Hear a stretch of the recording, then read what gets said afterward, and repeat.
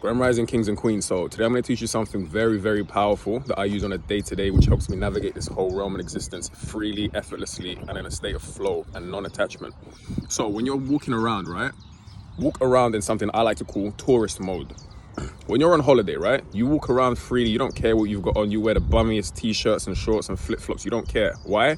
It's because you don't know anyone outside. But when you're here, when you're back home from where you're from, whatever city you're in, the US, UK, regardless, right? You always put on a certain facade. And that goes for all of us. No matter how far you are in your spiritual evolution, the truth and the matter of it is, to an extent, we are still locked into that whole paradigm of putting on a persona, like I mentioned in my previous video, for people.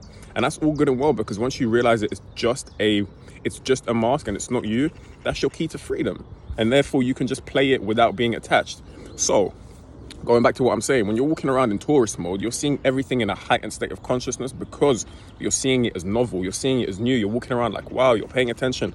Yo, this is your power. You have infinite awareness in your mind.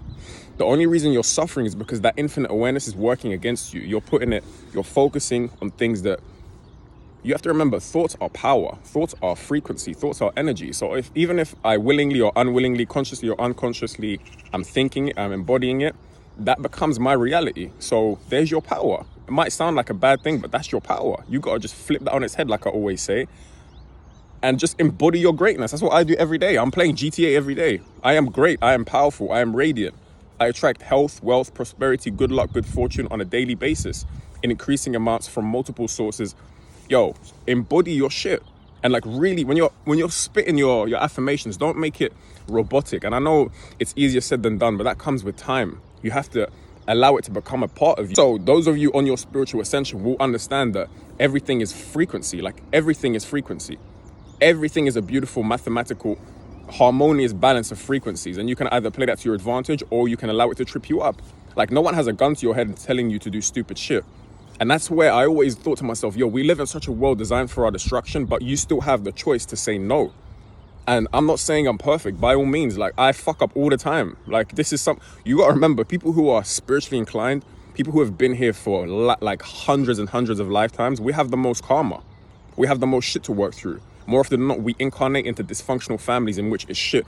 Like you think it's hard and you're suffering, but in actuality, it's toughening you up because your mission is greater than everyone else's. I promise you, your mission is way greater than everyone else. Look around you, bro. Everyone is living a super mediocre life. If you're tapped in consciously and you're really making an impact, I'm talking a specific impact on this world, man. I'm not talking strictly a monetary impact.